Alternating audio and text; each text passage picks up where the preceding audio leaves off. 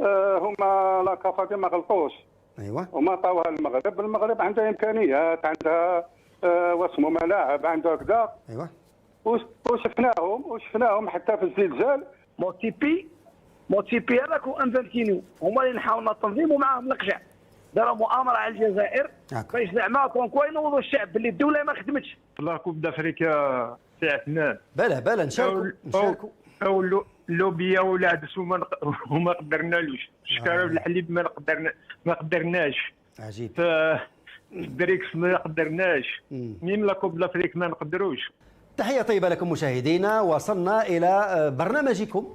هذا البرنامج بصراحة اسمه يدل عليه، تكلموا بصراحة منقطعة النظير، ليس هنالك مقص ولا شيء، يعني بمباشرة أن هذا منبركم. كما لا يخفى عليكم الشارع الرياضي منقسم بخصوص عدم التأهل لاحتضان كأس إفريقيا للأمم عام 2025.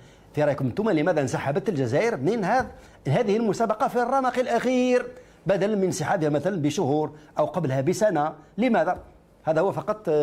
هذوما فقط المحوران الاثنان اللذان نريد طرحهما في هذا الحس. الانسحاب من مسابقة كرة القدم كأس افريقيا لاحتضان كأس افريقيا 2025. فرأيكم انتم الاسباب، هل هو اخفاق ام انه هناك فساد مثل ما يقول الاعلام في الجزائر؟ مراد من الجزائر، نبدأ به. مراد، تفضل يا مراد.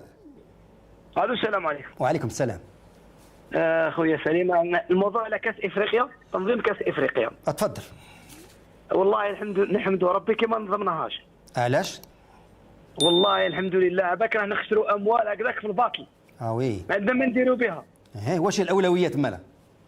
الاولويات هذوك الدراهم اللي نخسروهم نديروا بهم التنميه للوطن ونخدموا بهم ولادنا ونعاودوا نديروا لي كاريزما تاع ليكيب المحليين هذو تاعنا تاع ليكيب دو ناسيونو. ونريقلوا كلش تاعنا.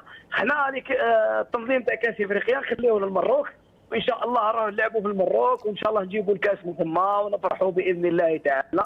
خاطر ما دوكا ما بقاش كره قدم، بقات كولسه. صح. كولس كلشي ولا فيه كولسه. شكون تكولس؟ خاطر ما الجزائر عندها المرافق، عندها الملاعب، عندها الفنادق، عندها الطرقات، عندها المطارات. نحاولها التنظيم بالذمه نحاول التنظيم تاعها. وهذا اللي نحاولها التنظيم جا من الفيفا والكاف. موتيبي هذاك وانفانتينو هما اللي نحاولوا التنظيم ومعاهم القجع. داروا مؤامره على الجزائر باش زعما كونكوا ينوضوا الشعب باللي الدوله ما خدمتش. والله الجزائر خدمت كل المرافق، والحمد لله رانا فضحناهم قدام العالم. وبربي ان شاء الله التنظيم تاع كاس افريقيا 2025 يكون اعر. تمام كريم، يعطيك الصحه. عبد النور الان من تيزي وزو. السلام عليكم يا عثمان. وعليكم السلام عبد النور. عبد النور تيزي وزو. انا بغيت برك ندخل في الشوط الثاني فيما يخص تنظيم كاس افريقيا. ايوه تفضل خويا. يعني كما عندما نسمع مدرب الفريق الوطني السجن الماضي يشتكي ان عدم ملعب للفريق الوطني، كيف تريد ان ننظم كاس افريقيا اذا كان هذا الفريق الوطني وليس لديه ملعب اين يلعب؟ ومؤخرا في سيدي موسى انتقل الى تونس للمعسكر التدريبي. الان ما لازمش يضحك على روحه. كيف حبيت حنايا اذا كان المدرب الوطني يشتكي من نقص الملعب للفريق الوطني؟ كيف تريد الان ان ننظم نحن في كاس افريقيا؟ هذا ما حبيت نقول. الشيخات من وربي يعاونكم. يعطيك الصحه عبد النور. شكرا عبد النور. ذكرنا بما قاله جمال بالماضي اللي هو كاد، ما نقولش انتقل وانما كاد ياخذ الفريق الوطني لمدينه برقه هذه في تونس باش يعمل تدريب المنتخب هناك. علاش؟ قال لهم الارضيه غير صالحه، لانه الناس كثير يقول لك الجزائر عندها ملاعب، صح عندها ملاعب صح، ولكن الارضيه نتكلم عن الارضيه ليس عن المباني والمقاعد المتفرجين. الاصل في الملعب هو الارضيه وليس المقاعد. الارضيه هل هي صالحه للعب ام لا؟ هل العشب هذا صالح ام لا؟ هذا هو السؤال. جمال من باتنا. السلام عليكم سي عثمان. عليكم السلام خويا. سي عثمان، وكان الجزائر كما نقولوا احتضنت كاس افريقيا، هل كنت انت راح تكبر وتفرح تقول هذا نظمنا كاس افريقيا؟ كيفاه جمال؟ عيد رجاء. قلت لك لو كان ربحنا حنايا التنظيم تاع كاس افريقيا انت كنت راح تتطبل وتفرح تقول بلي نظمنا كاس افريقيا راه الدوله قايمه. اكيد لانه احنا كانت عندنا اهليه تاع المغرب. كذب محال كذاب. طيب سبب يعطيك الصحه جمال. رابح من الجزائر تفضل رابح. السلام عليكم. عليكم السلام. فيما يخص كأس إفريقيا، أيوة، قال لك الجزائر انسحبت، على بالك درك يديروا لهم عقوبة على جال الانسحاب. كي تترشح لازم تعس النتائج، كي تخرج النتائج ومن بعد نسحب على روحك. بصح كي تنسحب بالنتائج دوك لا كونفيدراسيون دير لهم عقوبة. هذه واحدة. قال لك قوة الضريبة، الضريبة على الشعب وعلى الخارج مضروبة في كل الحالات. هيا السلام عليكم. وعليكم السلام خويا رابح. انا تبعت على كل حال هذه اللجنة اللي هي كانت مكونة من فرنسيين والمان. اللجنة هذه مشات للدول هذه وطبعا كانوا يسجلوا. بعد لما جاء المجلس جابوا المعايير.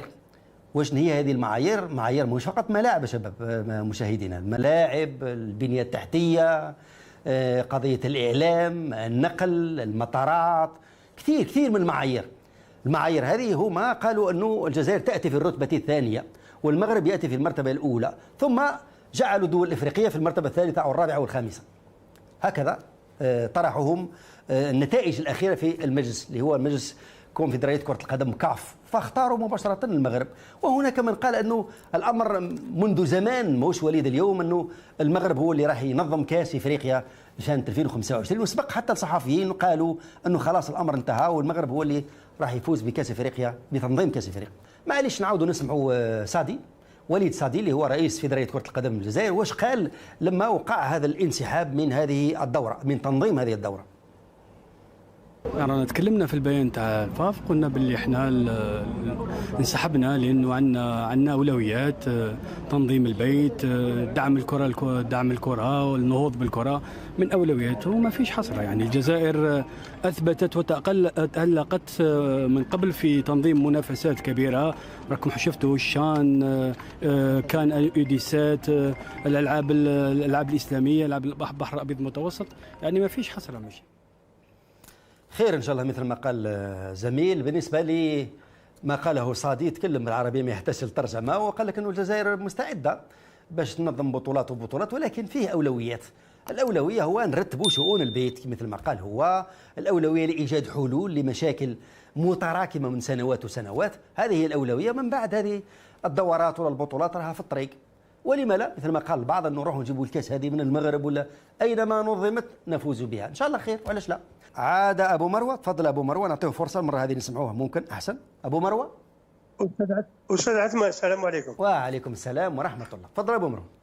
المهم فيما يخص كاس افريقيا، احنا ما عندنا ما ندير، ولو تاهلنا دينا لكاس افريقيا واحتضننا كاس العالم ودينا كاس العالم، ما عندنا ما نديروا بهم مع الفائده للشعب. ما كاش خويا عثمان.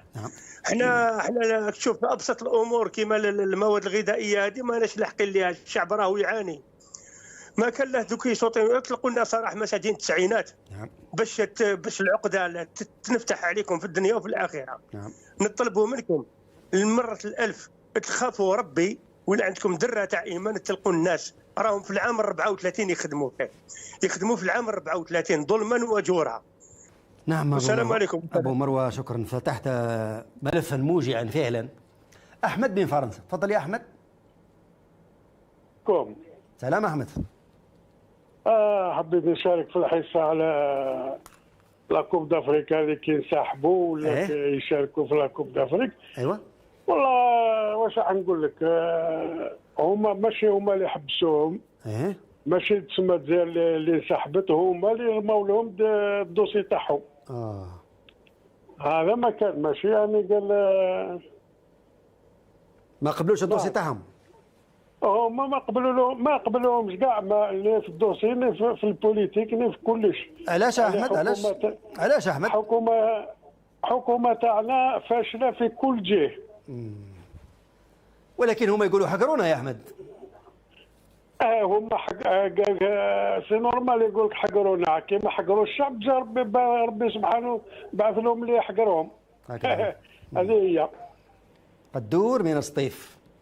السلام عليكم. اهلا عثمان. عليكم السلام، مرحبا بك قدور. واش راك، واش حوالك، لاباس؟ لاباس خويا، عايشين، تفضل. الحمد لله.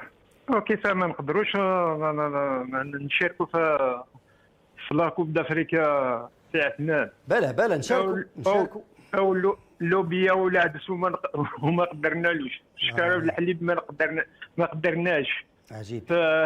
بريكس ما قدرناش. ميم لا كوب دافريك ما نقدروش. نقدروا حنايا في الفيضانات وفي الحرائق. من يسمى الدول الاخرين كامل يسمى شافوا اكتشفوا الحكم تاعنا، اكتشف ما يقدرش يسمى يدير اي حاجه. نعم. ما عندوش شرعيه سواء داخل سواء برا. وبقى على خير عثمان. يعطيك الصحة خويا قدور ذكرني في مسألة مهمة، هو التفاؤل المفرط. هذا يا جماعة مش مليح. أنا أذكر هذا المونتيسيبي اللي أصله من جنوب أفريقيا، لما زار الجزائر لبسوا له البرنوس وداروا له حلويات واستقبالات وفولكلور وجايبين بنات يغنوا يرقصوا أمامه. من بعد لما أصدر القرار خلاص ظلوا ضده درك، قالوا هذا غشاش وهذا فاسد كبير يقود الكونفدرالية لكرة القدم وما إلى ذلك. علاش الإفراط؟ نفس الشيء بالنسبة للبريكس، قالوا هذا عامل بريكس. من بعد لما لم يتم اختيار الجزائر قالوا لا، البريكس هو اللي في حاجة للجزائر وليست الجزائر في حاجة إليه. عمر من الشراقة، الجزائر العاصمة، تفضل يا عمر. واش راك، لاباس؟ الحمد لله. والله السي عثمان حابين نتكلم لك على لاكان هذه. على كل حال هما لاكافا ما غلطوش. ايوه. وما عطاوها المغرب عندها امكانيات، عندها واسمو ملاعب، عندها كذا. ايوه. وشفناهم حتى في الزلزال من 6 حتى ل 11 تاع الليل. انا هذه ما فهمتهاش، لو كان تفهموها لنا والله غير يعطيكم الصحه. طيب يا عمر، يعطيك الصحة عمر. نسمعوا محمد من تلمسان، تفضل يا محمد. محمد من تلمسان. الو السلام استاذ محمد. وعليكم السلام. شراكم لاباس؟ الحمد لله. عندي واحد النقطة صغيرة بغيت ندخل فيها على التنظيم تاع الكأس افريقيا. ايوه. حبيت نقول لكم وكان حنا نضمنا الكأس افريقيا، بالك ما تفوت خير من اللي فات هذه 20 عام. تفوت مليحة خير من هذه 20 عام. علاش؟ حنا والفنا الدولة تاعنا تبين راسها قدام الجناس. تبين راسها باللي حنا هذاك الشعب اللي راه عايش مليح، هذاك البلاد اللي عنده كل شيء، الامكانيات كل شيء. وحنا الداخل الشعب المخير التالي راه الا وصل يفطر ما جبرش واش يتعشى. الشعب راه واصل بزاف كثر. حنا الحين المناطق الحدوديه، انا في تلمسان وفي مغنيه، والله العظيم الى الشعب وصل. سبحان الله. وهذه هي، والسلام عليكم. عليكم السلام خويا محمد. يعني التساؤل تاعي كان مشروع انه نسمعوا اخواننا في الجزائر العميقه المناطق الحدوديه، وكان الاخ واش كان يقول لكم في منطقه مغنيه اللي هي دائره من دوائر ولايه تلمسان في الحدود المغربيه. سفيان الان، سفيان عبر سكايب. مرحبا بك خويا عثمان، ومرحبا بمشاهدي المغاربيه وكل الجزائريين، الامه المسلمه، مولد نبوي شريف. انا رايح نهضر على كل المحاور باذن الله. ماذا بك تعطيني شويه وقت؟ اولا حول انسحاب الجمهوريه من كاس افريقيا 2025 التنظيم تاعها. أيوة. هو فشل، هذا الحاجه الاولى. فشل للمنظومه الكرويه وفشل للمنظومه اللي راهي تحكم في الجمهوريه بقياده تبون. ثانيا المحاور نجملوها اكل. انا من قبل والان وما زلت قانع، عندي قناعه. اللي ضد القناعه تاعي ماذا به يقنعني برك فقط. ماني رايح نسب، ماني رايح نشتم، نحترم كل الاراء. لكن انا نقول باللي تبون فشل، والحكومه تاعو سواء الحكومه تاع ايمن جراد الاولى ولا الثانيه فشلوا، لانهم يطبقوا في الاوامر تاع تبون. ونزيد نهدر حاجه برك قبل ما ننهي الاتصال تاعي، انه دور البرلمان غايب، والبرلمانيين خانوا الشعب ومامش يدافعوا على الشعب وعلى مصالح الجمهوريه في الداخل. وشكرا. يعطيك الصحه خويا سفيان. ماذا بينا تبقى مع الاخوه يحتاجوا يتكلموا معك. ناصر. نعم. تفضل يا ناصر. صحيح، بارك الله فيك. خويا حبيت نهضر على الجزائر اللي قال لك علاش تنحاو من الكوب دافريقيا. ايوه تفضل خويا. صح. الحاجه الاولى كلش راه باين. كلش راه باين، وعلاش راه باين؟ الحقره. ما كاش لي تيرا بالماضي واش قال لي تيرا ماشي ملاح راح. هذه الحاجه الاولى. نعم. التنظيم مخصوص بزاف. وزيد الجزائر تاعنا تهضر على الجزائر الارهاب ما الارهاب واش تسلميها. الدول كاع يسموها معناتها راه الخوف في الجزائر. والجزائر يا خويا كذب عليك العالم كاع على بالو واش كاين والله كاع على بالو واش كاين. صحيح اخويا نصر. الان نسمعوا ابو امين من ايطاليا. مساء الخير اخي عثمان. مساء النور ابو امين. والله حبيت برك ندخل هذه اول مشاركه معكم. تفضل يا خويا مرحبا بك. الله يسلمك يا عيد. حبيت ندخل فقط يعني الضجه اللي اثارت هذه الفوضى هذه تاع كاس افريقيا ما كاس افريقيا. ايوه. يعني والله لو تنظر قليلا يعني الوسائل التواصل الاجتماعي تشوف الضجه الكبيره اللي راهي سايره. يعني تقول احنا على ابواب حرب مع بعضنا احنا والمغرب. شفت مشكل والله.